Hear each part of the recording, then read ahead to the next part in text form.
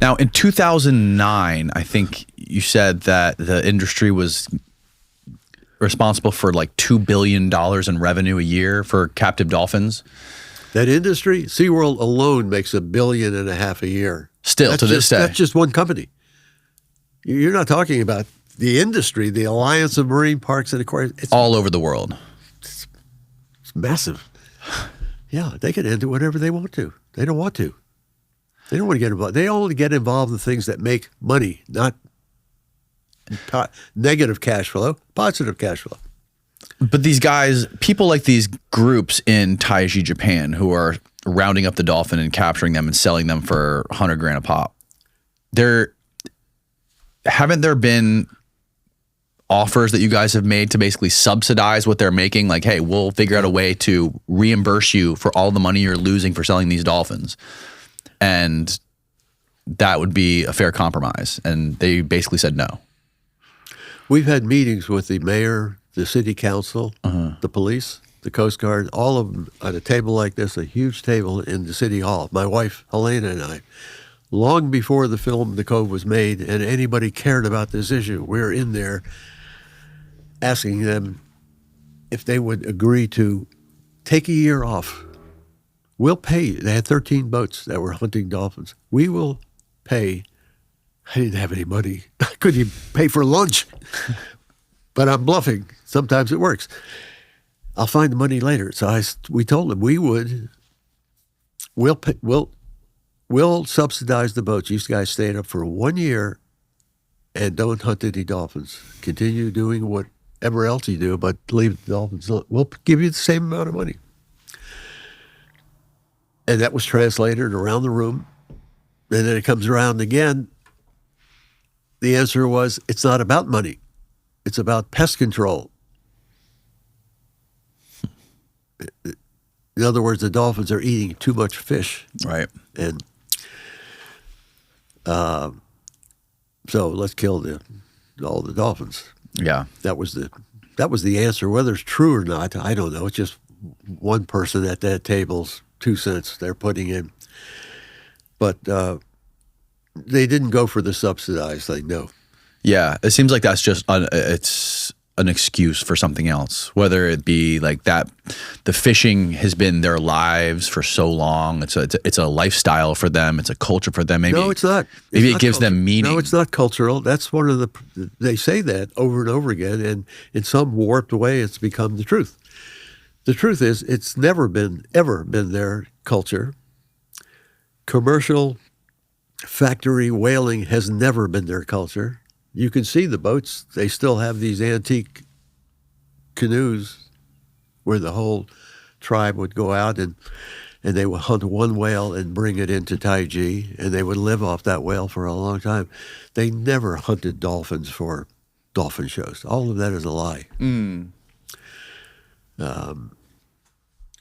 Yeah, so they make up.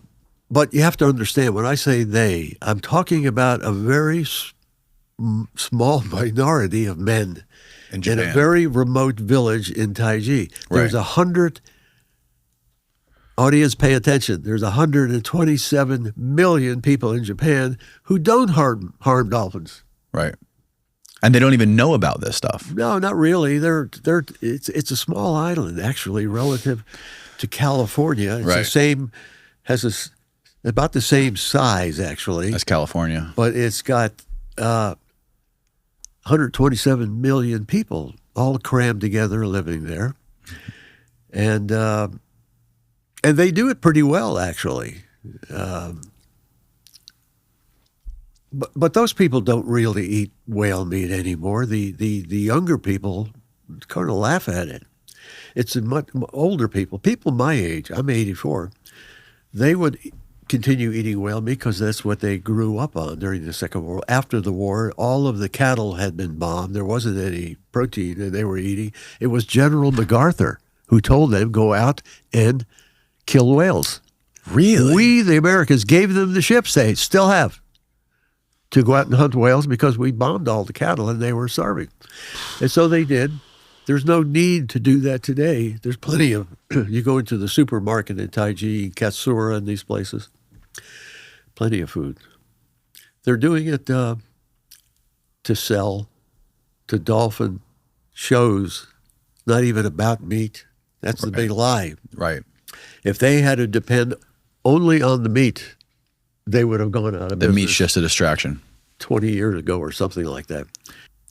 So it's really about live dolphin shows. Right. That's one of the problems with these dolphin shows is the copycat syndrome when people come through SeaWorld or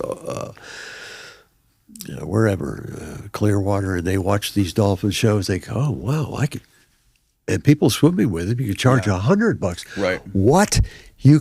Dolphins will heal us. We can charge them $8,000. And they do. These places charge $8,000, $10,000. Insurance companies pay for it, and it's all fake. It's all phony. Dolphins cannot heal us. They can't heal themselves. The dolphins that we have in sanctuary in Bali all came from dolphins, what are they called? Assisted therapy. And these are all Russian tourists who are coming to Bali to be healed by the dolphins. And my heart goes out to that poor mother. I still get calls from Germany, a lot from Germany, Switzerland. My child's got autism. I was calling you. I hope it's okay to call you at home. I'm going to take my daughter to the Dolphin Research Center.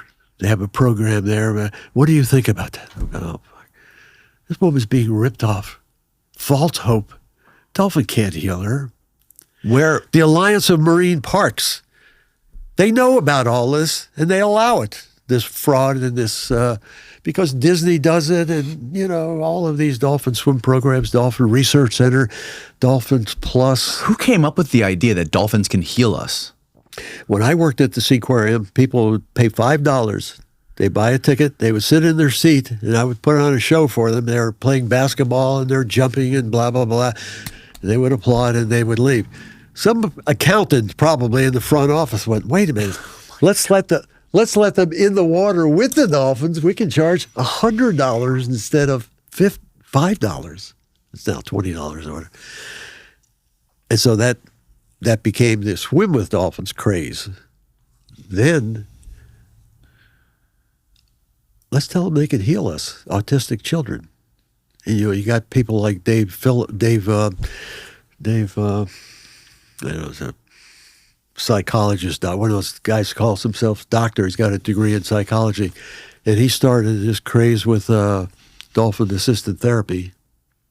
Does he own dolphins? No. He came to this aquarium first. He came over to my house. He wanted me to be partners with him. And I listened to him, and I could tell he's just exploiting him. He just wants money. Yeah. And I just wouldn't talk to him anymore. And he just sort of labeled me as being antisocial because I had never come to the meetings to discuss, this is what they're doing, this dolphin-assisted therapy. Mm. It's fraud, full-blown fraud. But he's retired now. These people are looking at it. These people are looking at dolphins like a real estate investor looks at an old dilapidated apartment building. They see, they can fill up X amount of units and get X amount of rent every single month. And it has a lifespan. That's exactly how they're looking at it.